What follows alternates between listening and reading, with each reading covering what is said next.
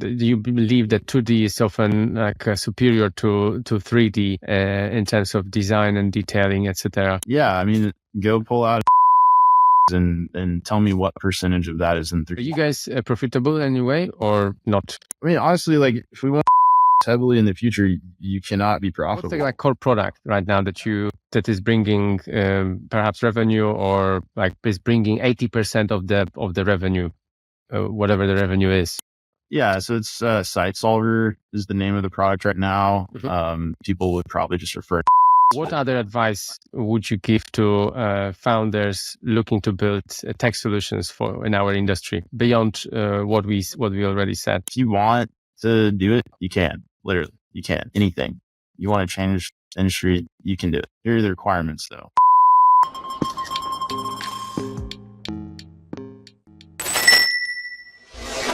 Hey everyone, and welcome to Groundbreakers, where we reveal the stories behind the most successful founders and operators in AEC technology, from exits in the multiple hundreds of millions through to the struggles of building in a resilient industry. We've got you covered.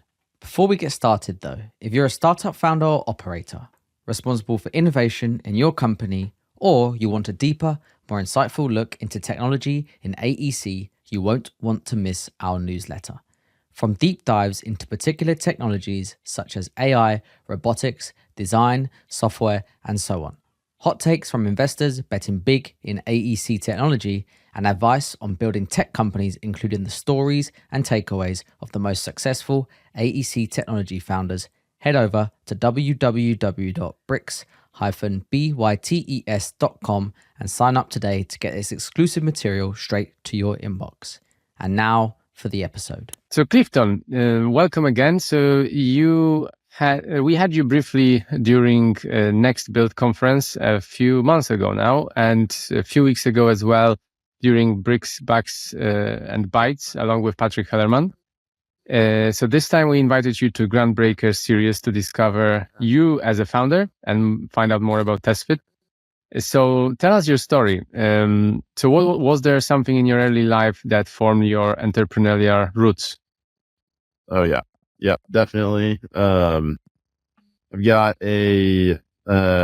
both my grandfathers actually. My mom's dad and my dad's dad were entrepreneurs. Which is where I think it all starts is like as a okay, we'll run through my dad's dad because he's the real estate guy.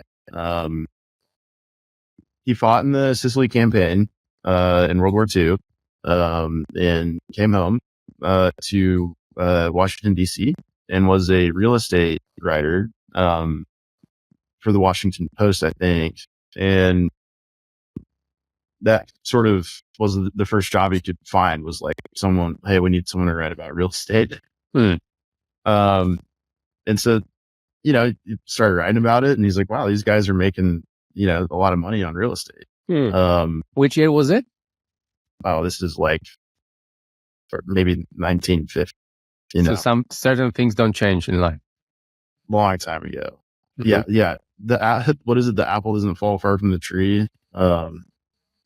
So yeah, dad was born in DC and moved to Houston as a young kid and watched my grandpa build a home building business. And then my grandpa's on the board of NAHB, which is the National Association of Home Builders in the US, which is kind of a big deal much later in time. And then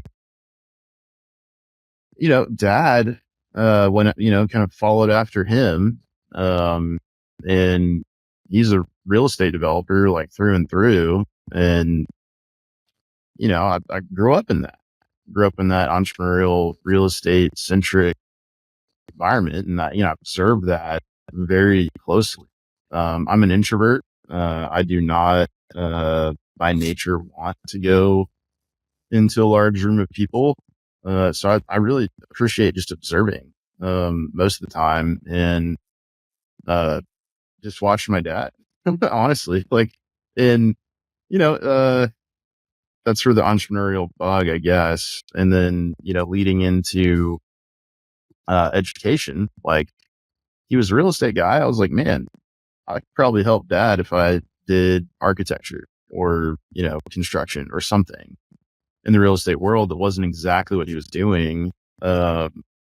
Because on my mom's side, like that's how my mom's family worked, was like my grandfather started this spice company in 1955 called Fiesta, that is in like Walmart and, all these products that it's like salt and pepper and garlic powder and, Mhm. and that's a family business. And, they sort of reach into the family for talent to sort of fill positions when they need. And, I'm like 7 years old and everybody in that family is like cooking meals and, putting spices on things. And I'm like, how can I ever be unique in this environment?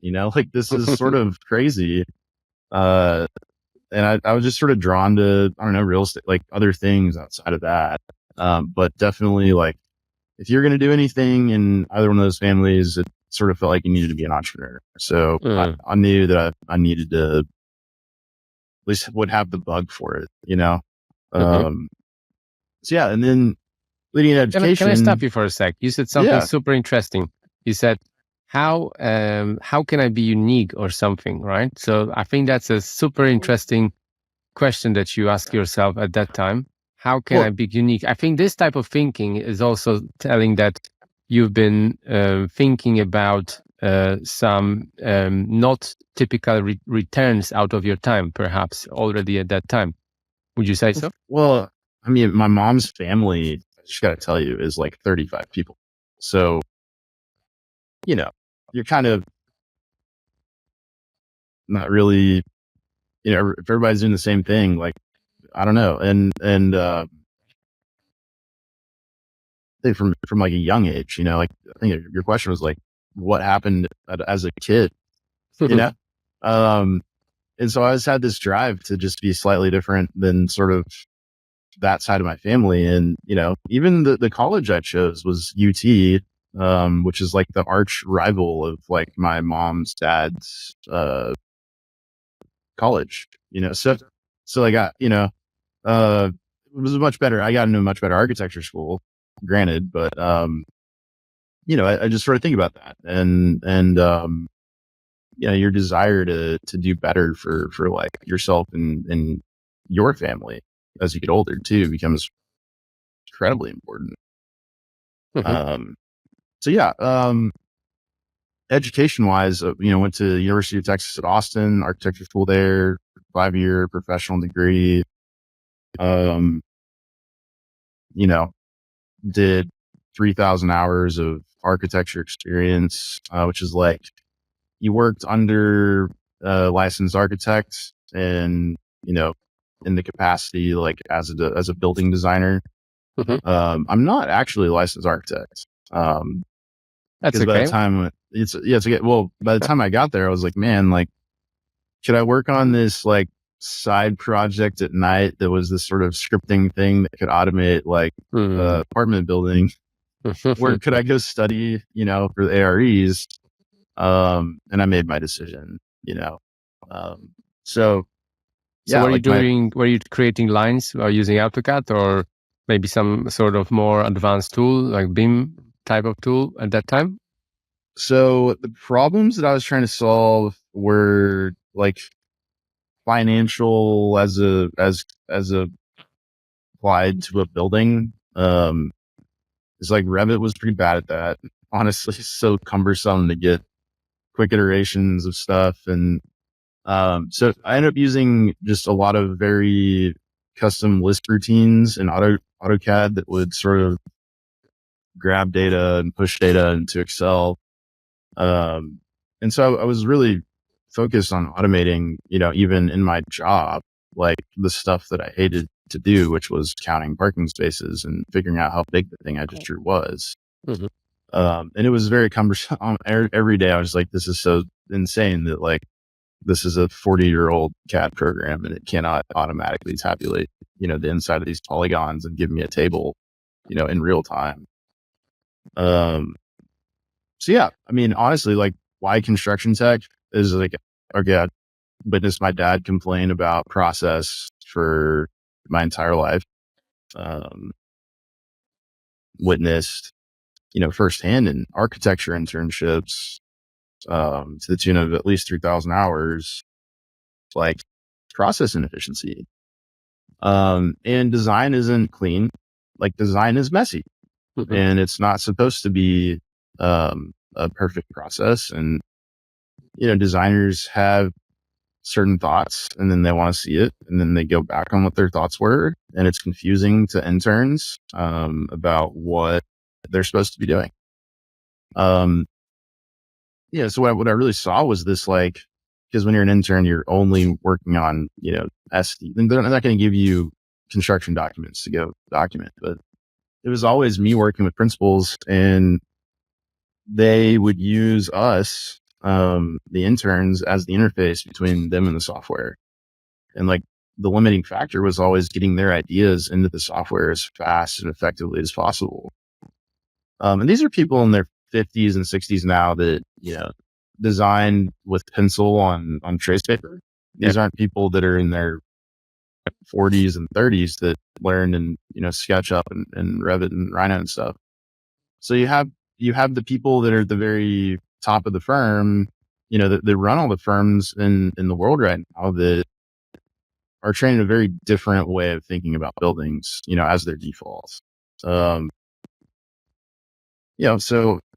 that's a challenge. I thought was like, wow, this boss that's, 55 years old and he's been doing multifamily apartment buildings for at least 30 of those years, and okay, how can we get this man's logic deployed faster? Like I'm not a good enough instrument, like I'm not fast enough. And especially when the demands of design are being met, and then you get like construction kind of interest in design, like, well, what else can we do to make things faster? And so then like you start to unveil this really interesting idea that's like, okay, if we can design more quickly, we actually can improve the quality of the means and methods that we deliver in construction. So it's like, okay, holy crap. Like, so I'm sitting there like 8 years ago, I'm like kind of unveiling this problem. And I'm like, all right, well, we're going to need a lot of technology to kind of even begin the discussion about how to disrupt means and methods. So how was the transition then? Like one day you just decided that, okay, I think I'm going to start the business, or how was it? How was this transition in your case? From being an employee to thinking about... let me reference back to my first ever phone call with a lawyer. And I was like, so how do I even begin this thing? He's like, what do you mean? Just start it. I was like, well, what do you mean? And he's like, just start, like create an email account and like send me an email from that claiming that like we had this meeting. Hell, I will email you after this meeting with, and I'm like, well, what do you mean? He's like, we're starting the business. Like you create a paper trail to begin the thing. And then, we're going to file documents and, like all this stuff about, how to then protect the IP that you're creating. So you just start. And, for me and Ryan, like we really got our start after a layoff. Ryan was working for mobile gaming studio. So Ryan is your co-founder, right?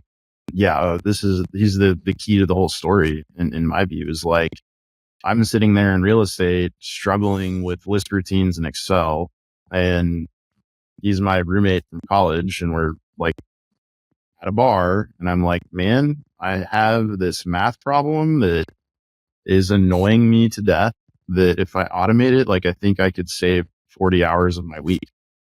And he's like, oh, it could pique his interest. Yeah. And so, he built this console that would kind of solve my math problem really effectively using, software. And wow. Okay. oh, I have a big problem, and he has very good technical skills. All right, I got to convince this guy to do this, and honestly, like, it wasn't me convincing him. It was, I think, him getting laid off, where it was like, oh, I can go work on this problem for, until I have my next thing. At least I'll have a project or something to, to show potential employers. And was he also in the kind of AEC industry or completely not? No, he'd been my roommate at UT, so he had seen, architecture firsthand and kind of the mental and physical abuse that it takes to get that degree. So he was sympathetic, I think. But no, he's was working in, as a programmer for a gaming studio, and he's very talented, and that's his passion. I think is gaming. So if we ever have an exit, if he doesn't build a gaming studio, I'd be shocked, right? It's just what he loves to do. Right. So you called the lawyer, you sent first email, and then like how was the initial journey of was it TestFit straight away, or it was called somehow differently, or there was no name, or did you have an idea? Was it the idea what you're doing right now with TestFit with you all the time, or has it evolved? Well, the idea is actually called building forge. So problem that is starting buildings. Every building is a unique prototype. It is. Like, there is not a unique bespoke. Tesla can go get, massive gains of efficiency by printing out the same car a million times, right? We don't have the same, luxury. Like, every single building is a bespoke, brand new idea, created by hordes of people, because that's what it takes, to create the building. So I think when I set out initially, it was, man, this would be really interesting if we could build a startup. This would be a great use of our 20s to go fail a bunch, have a story to tell, grow up a little bit, right? Take on some real risk. That's sort of where you start. For us, it was, at least, and we bootstrapped for a couple of years. Like, Ryan built the MVP while I was working full time, and then we jumped into, full time, me working full time, when we had like an MVP that I was confident that I could go, sell and make money on. What was the MVP? So so the MVP was called Residential Engine, was the name of the product, and all it did was like Texas donuts, and that's a building type where you like have a parking garage that's been surrounded by apartments. And sold that to like 2 people in that first month, and that was like $500 a month, right? Okay, holy crap! Like, we're making, things go well, $6,000 this year, and that was like, we ate what we killed, ate what we killed. Didn't have any investors. We're both from really like affluent, well-off families, and I think in a way, like, it's hard to have something that is yours when most of your life, a lot of it's handed to you. And that's like incredibly frustrating for, some people, especially Ryan and I, who like to accomplish on merit. So we grew and grew and grew until, finally, I was traveling 26 weeks a year, selling, and giving harried feedback to Ryan on products. We were able to hire a guy, our first employee, João Silva. He lives in Portugal. He's still around. And that was a game changer because we had another person, and, all of a sudden Ryan wasn't, by himself all week in a box. So you start to learn about culture. And maybe the culture of what we do together, the 3 of us, is important, you know, so I don't know. And then my sister came on like part-time during that period. And, she was there to kind of be a wall between me and the prospects, because we'd gotten so many prospects that like I couldn't even focus on what the product needed to do. So you start to learn, oh my gosh, like I need something else, another person, or some other resource that can enable me to scale a little bit past this. And that's when, venture starts to become a meaningful, conversation between founders. Like, okay, well, we're both miserable because we're working so hard and we are barely surviving. And, my wife would like to move on with out of the tiny apartment. And, she's doing 3 part-time jobs to kind of try to make my dream a reality and stuff. So you have these real world concerns in your own personal life that help you sort of sharpen what's the right decision in your investment cycle. So for us, like it was a great opportunity. And we did our seed investment in early 2020. That gave us what I would say is like the ability to take a whole lot more risk. Like we were already good. That was how many years after you started the company? Let's see, 30 months. So it was 30 months of bootstrapping until we got our seed. Would you say there was a one event or situation that made you make you think that you will go all into this, or there was no like a one single point in time that you can point out? I don't know. Like I think it speaks to, or maybe there was this $6,000 promise for the year of subscription. I think if I can only have 1,000 more like that, then it's going to be a good year. I only want to do things that I value and I think will bring long-term value to the world. Right. That's where I want to spend my energy.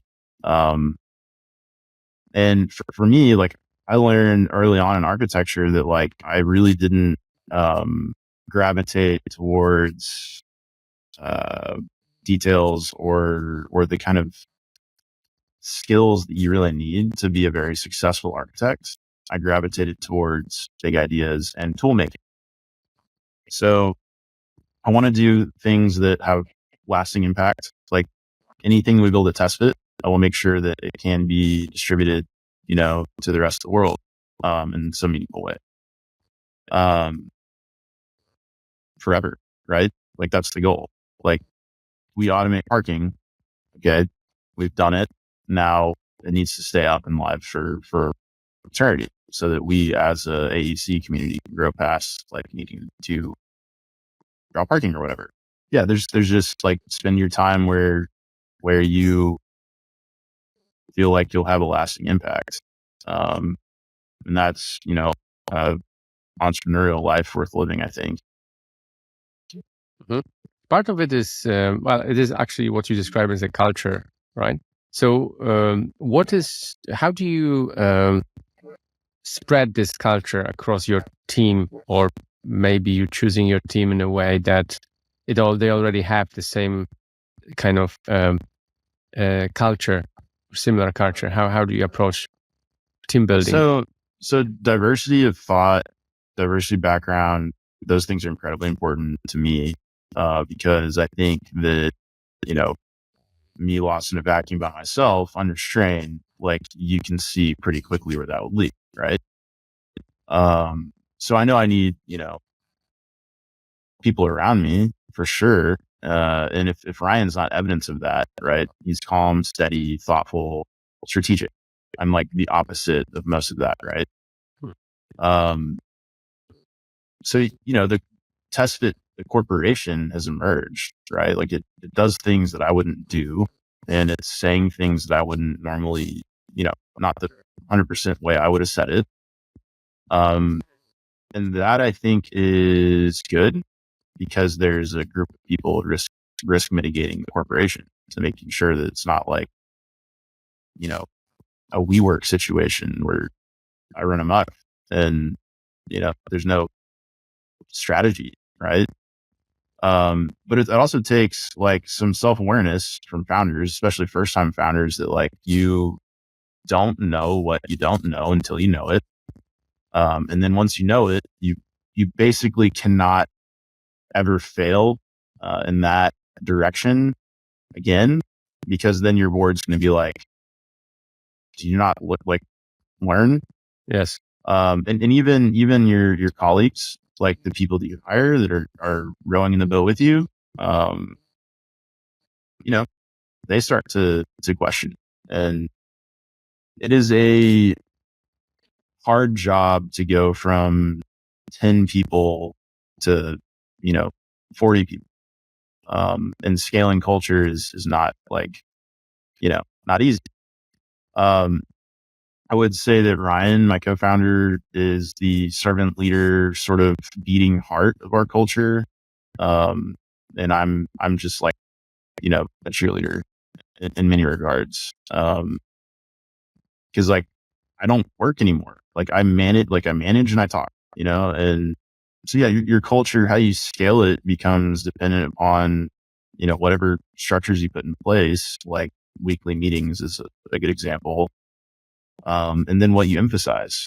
I wanted to touch on your and Ryan's superpowers. What would you say is your superpower in the business?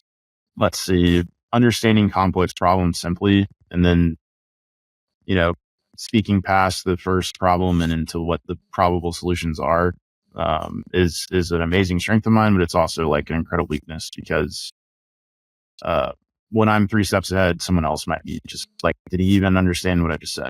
You know? And then Ryan's is patience, communication, thoughtfulness, understanding, tinkering, like if I'm like I only do to understand, like he thinks and then you know, to understand and he does it, right?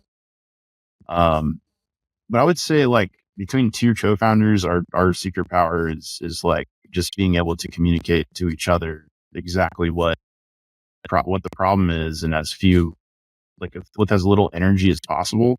And that took 5 years to figure that out. Like that's not easy skill.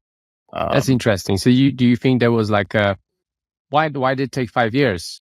Because it seems like some people would say that, okay, you should like resonate with your co-founder straight away and it should be simple and easy straight away. As it's difficult. You don't know what you're doing. You've never sold software in your life. You've never marketed software in your life. You've never managed a product in your life. You've never engineered anything in your life. Well, I mean, we had various microscopic pieces of that all across the range. And so there's about 8 topics at least that you need to familiarize each other with and each other, you know, back and forth. And then there's also the empathetic moment where I need to understand what the technical limitations are of what I'm asking for. Once he understands the technical specifications of what I think is required.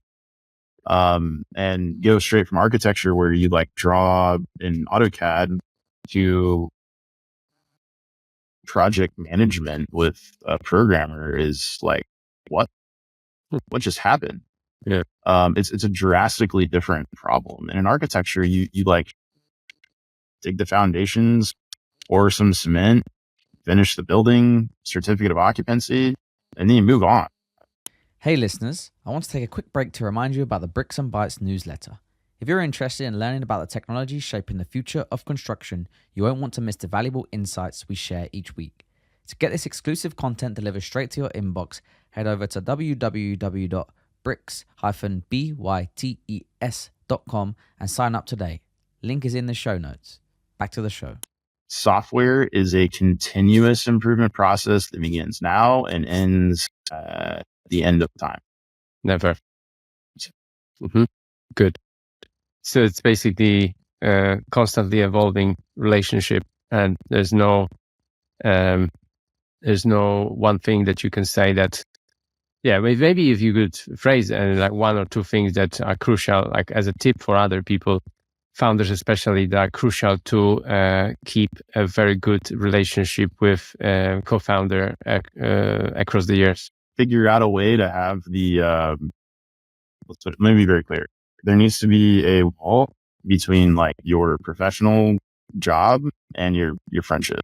And if you value your friendship more highly than the thing that you've created together, I think that your relationship can survive the business.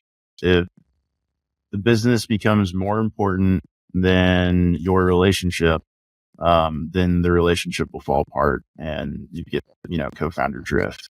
So that's sort of my read. Very good.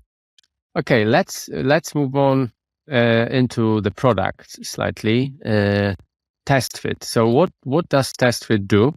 So you mentioned earlier that you recently started some freemium product, that you've got around 3,000 non-paying customers on this product, and you are doing product-led growth right now. So where should we unpack it? Yeah, I mean, I can say where we're at today and then maybe retreat into what we were if you have questions. But right now, like, our goal is to provide value to anyone that comes across us, no matter how small. And we want to change AEC. We have been fighting our fight for a while, just in the configurator sort of generative design space, up until this year when we released Urban Planner, which is like a parametric floor plate generator for just massing, and it's very basic.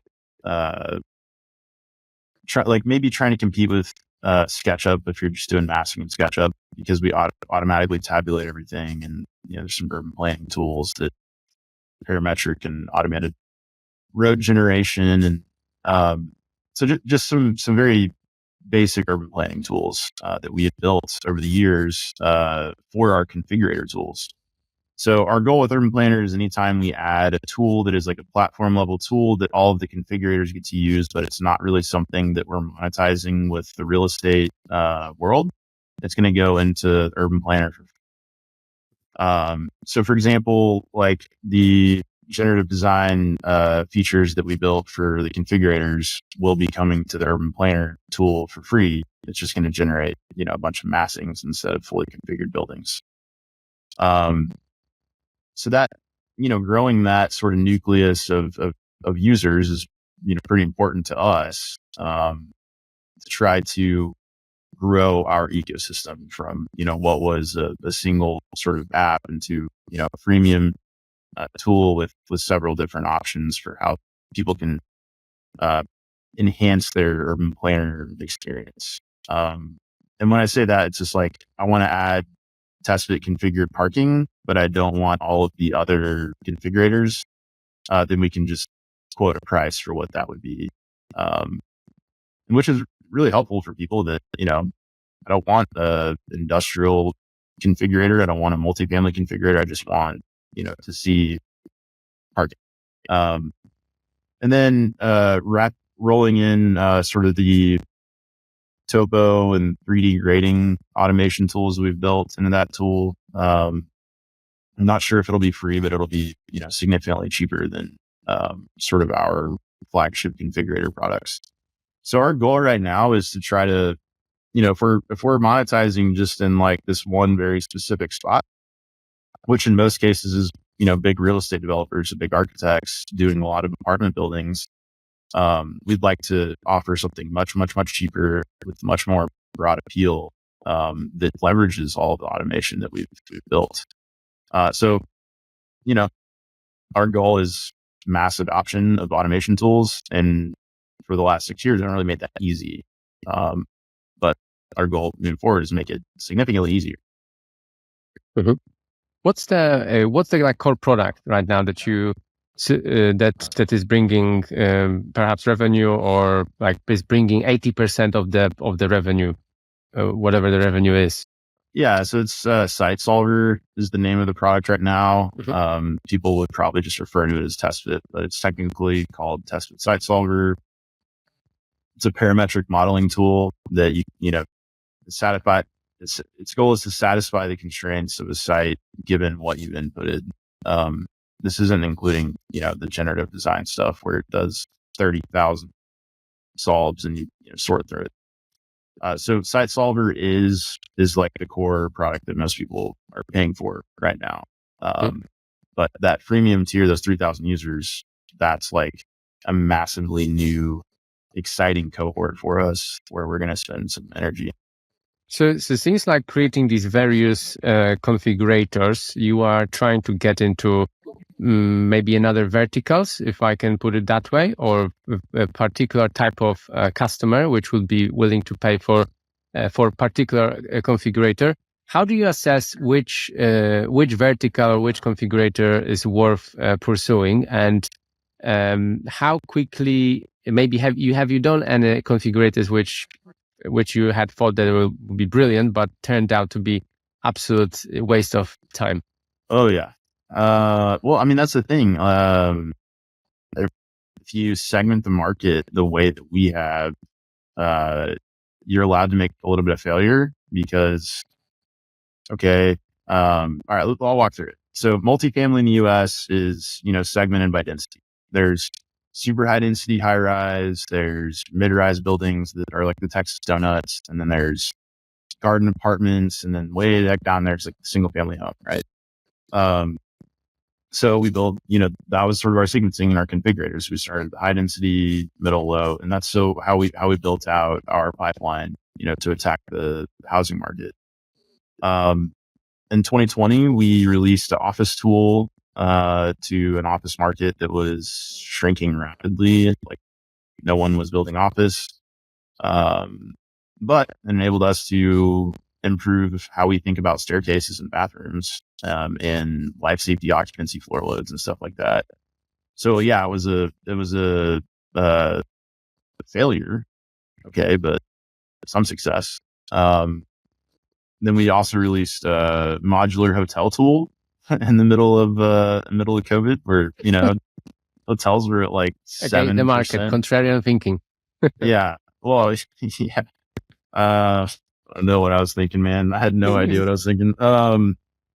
Yeah. So we're very picky nowadays about where we spend our energy on new configurators.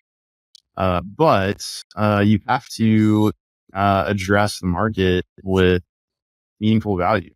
And for us, it's like, okay, we're going to try to get you in on some meaningful automation. And if you stick around for the manual tools, awesome. That's a win-win.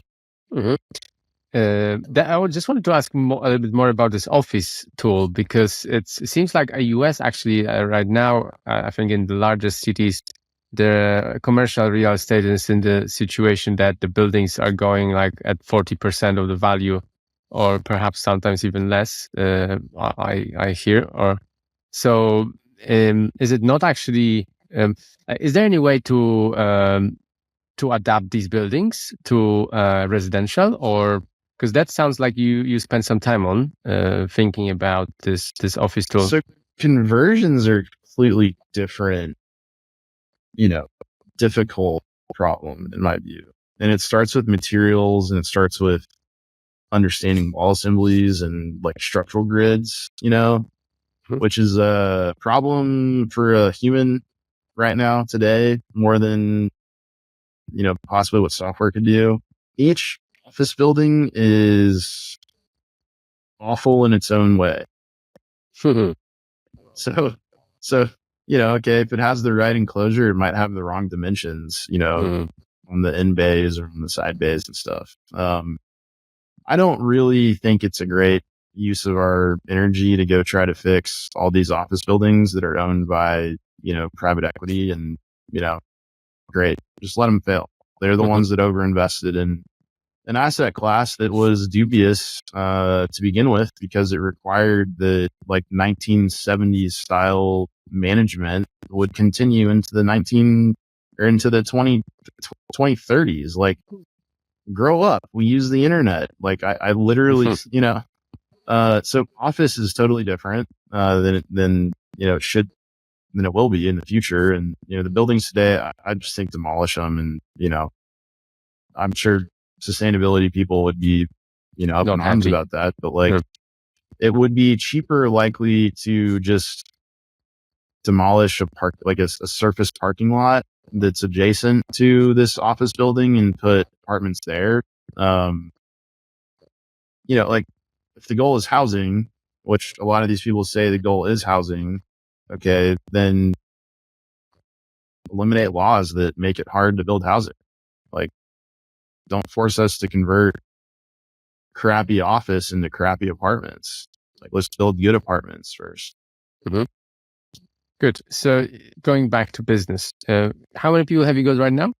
TestFit's 32, I think, full-time employees. 32. Okay. Any plans to expand? Always. Yeah. So we track our growth and our revenue, and, whenever we can afford a new hire, we will. But we have a very specific plan that we're trying to achieve. Mm-hmm. Are you guys profitable in any way or not? And how are you thinking about path to revenue, if at all? Honestly, like, if we want to invest heavily in the future, you cannot be profitable in this world. I don't think. Government certainly doesn't reward people for investing, in a profitable sense. So burning money is good for us because we're investing heavily in the future. We do have a path to profitability, but, I think it hampers our ability to grow, frankly. So, we're always looking to get the mechanics of the business right so that we don't have unsustainable valuations and we don't have, venture kill TestFit, right? Mhm. Like, my goal, like I said earlier, is to keep this thing alive in perpetuity. Mhm. At least the technical aspects of it need to be alive. So, sometimes that means, making uncomfortable decisions from a corporation standpoint so that you can assure that control and the future longevity of the business is on the right side. You earlier mentioned that you raised some money in the past. Can you tell us, are you raising right now, perhaps, or how much have you raised? What round are you at? So TestFit did a seed round in 2020. We raised that was $2 million, and we raised a $20 million Series A in 2022. And then we'll be running our Series B process is in flight right now. So, always raising would be my advice to people listening. Like, you're never stopping. And you always have to look for like, what are the opportunities? And who are the capital partners that, perhaps are willing to endure the pain of investing into AEC? This is not like, venture capital is a IRR driven asset class, which means money in, money out faster is better. And this is buildings. So, can our investors stomach a much higher IRR, but take significantly longer, which is a gamble. Is it the only criteria that you that you assess when thinking about capital partners? Like, can they stomach that and that it's going to take more time than in typical SaaS? No, What other criteria?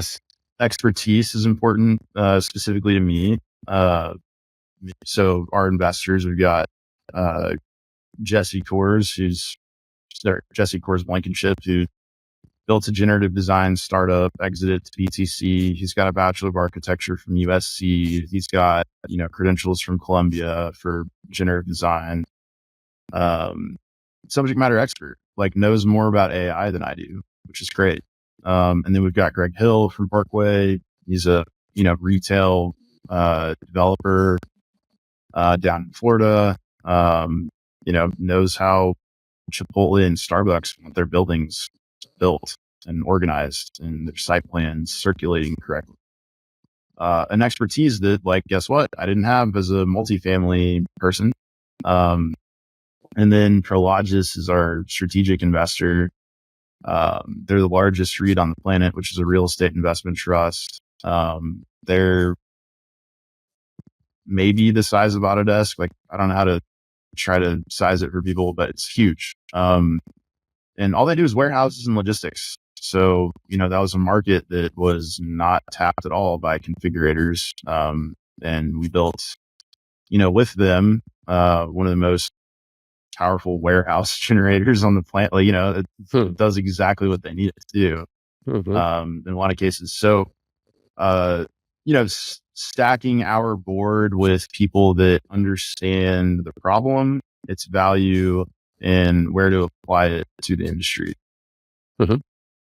Previously, when we spoke a few months ago, you've been quite critical of some AEC startups that claim to be innovating, but, quote, aren't doing shit, end of quote.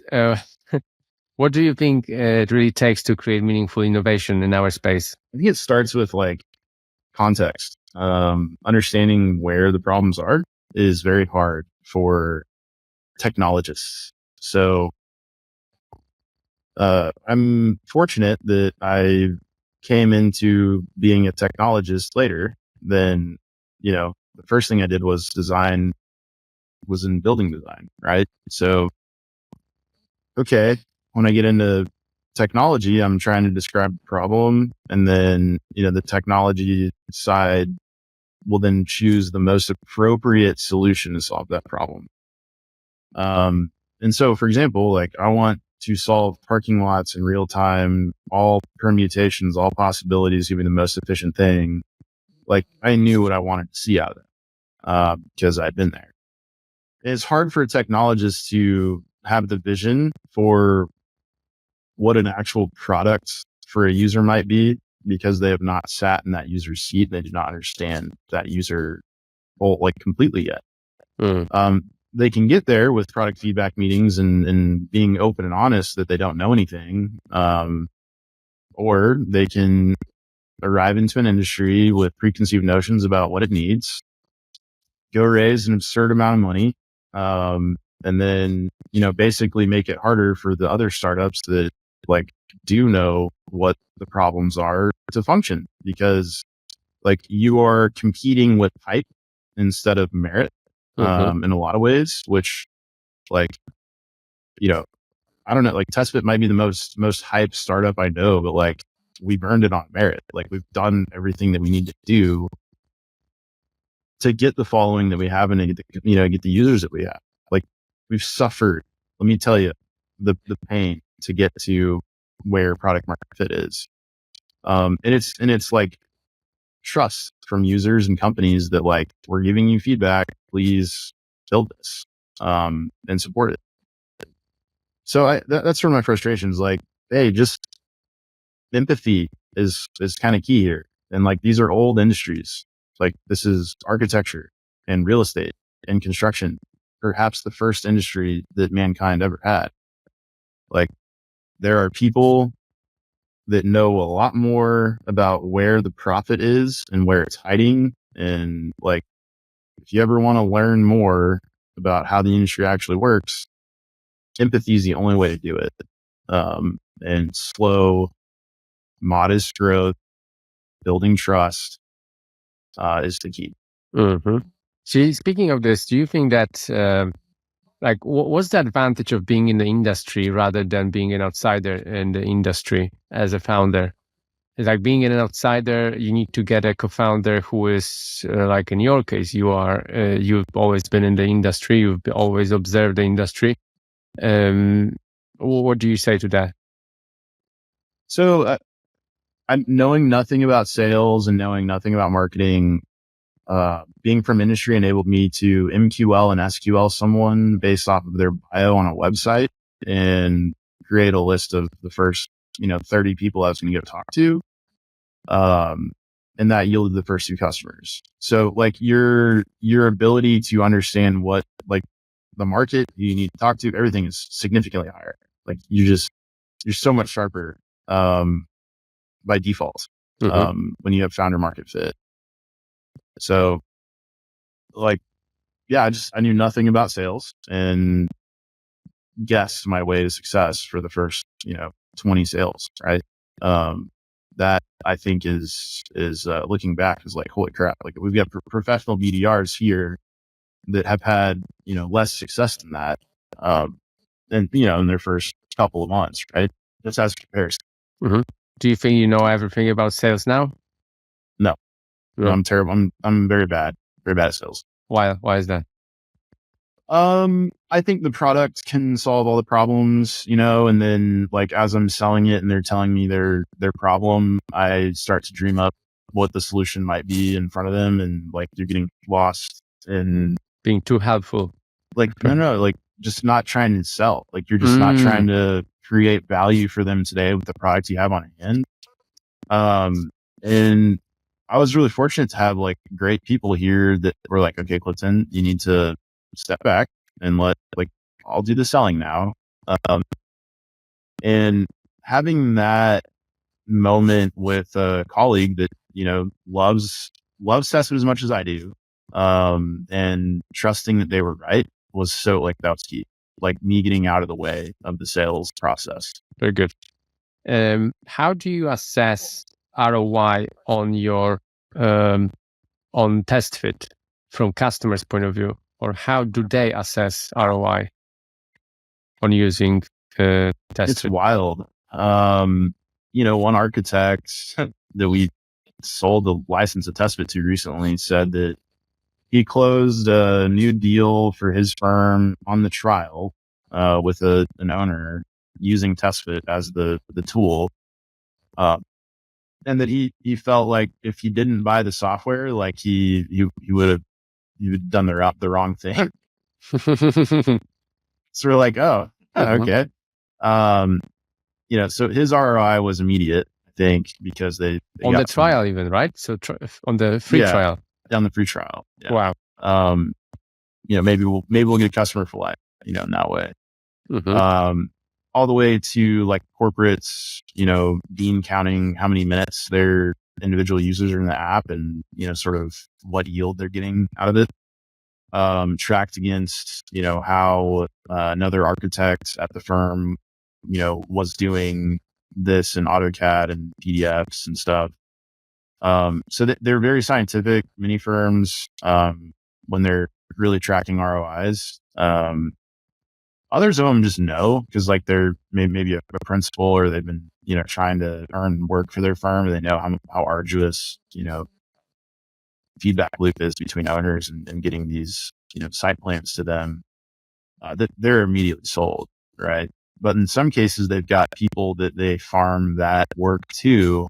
And then that becomes a really frustrating moment for those people because, oh my gosh, we have to change our process, which is, it's not easy to like, hey, you've been site planning the same way for 15 years. Here's something that we need you to start using now. And so they often react like they've got to change their entire job completely. Whereas that's not our intent, just to provide another tool to enable them to do that design part that I was talking about at the very beginning of the podcast a whole lot more. So do you deal with a lot of like integrations within existing software, or TestFit works completely separately from other like software? You just import the file and it can run. So we have data integrations with like Esri. We have data layers that we serve ourselves. There's mapping tools that you can see different layers to map. That's all stuff we rely on other people for.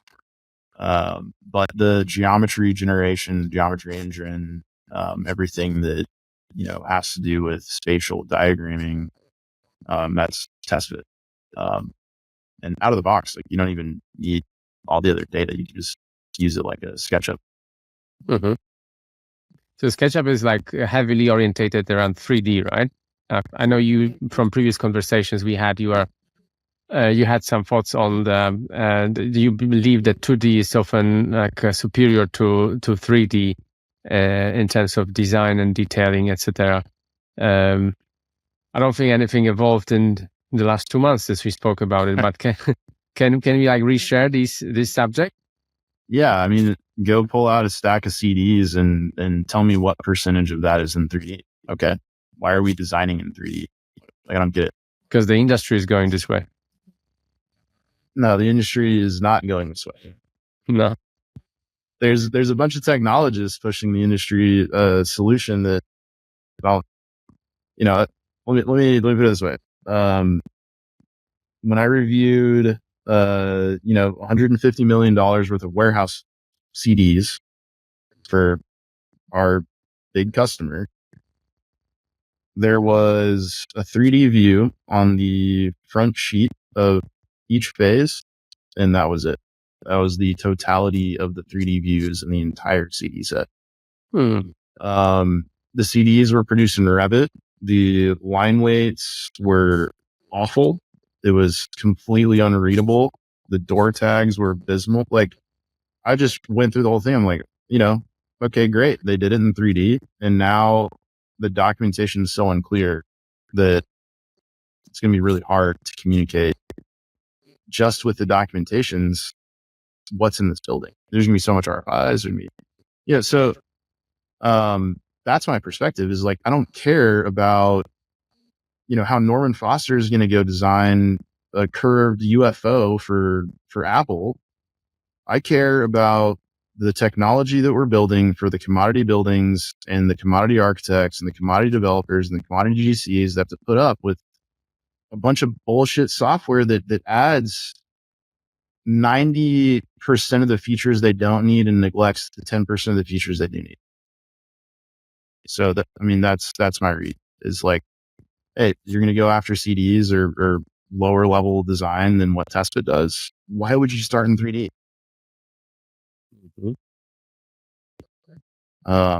Starts easy and then build up, right? Startups, we're going to eat the whole elephant all at once because we have to. Why? You don't need to. So you don't believe that there will be like a bunch of software creating buildings and like design of buildings and then detailing coming from the same software package?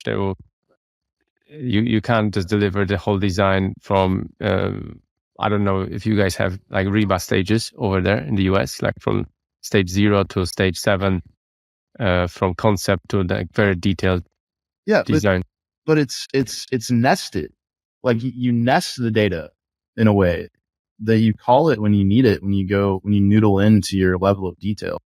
Like, right now I've changed one wall. I got to regenerate 8 million feet. Why? So I can maintain 3D visual fidelity? Like, what? It doesn't make sense to me.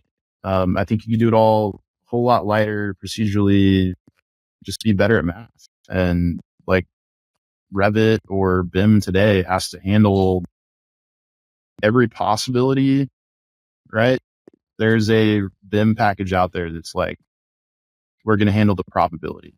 And that's maybe the competitor that's worthy to go compete, right? Is that sort of package, in my mind.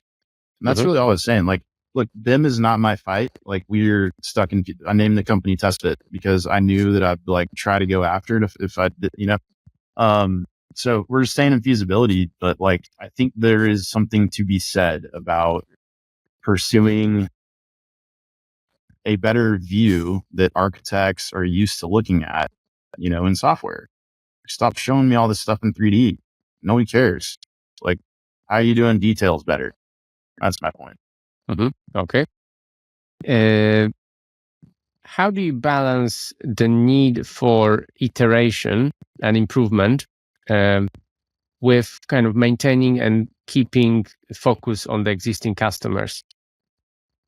I'm not good at this personally, especially when you start to build a corporation with lots of new and incoming feedback points from the customers and from the prospects. So you need corporate structures to do that.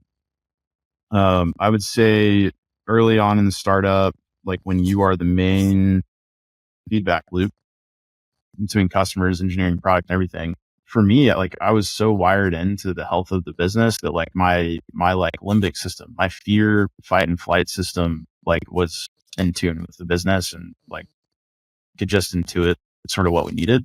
And so if you're doing that and then you hire people and they're like, so how does this company work? And you're like, I don't know.